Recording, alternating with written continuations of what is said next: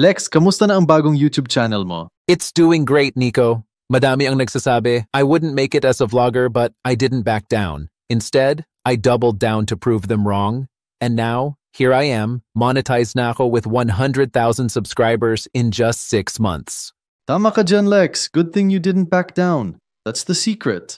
Just double down on your effort and you'll be rewarded.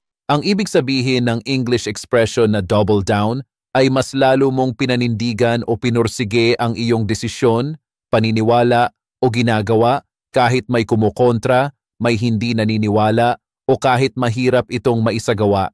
Samantalang ang English expression naman na back down ay ang kabaligtaran nito. Ibig sabihin, hindi mo na pinanindigan o pinursige ang iyong desisyon, paniniwala o ginagawa dahil ikaw ay bumigay, sumuko o umatras sa harap ng mga pagtutol o pagsubok.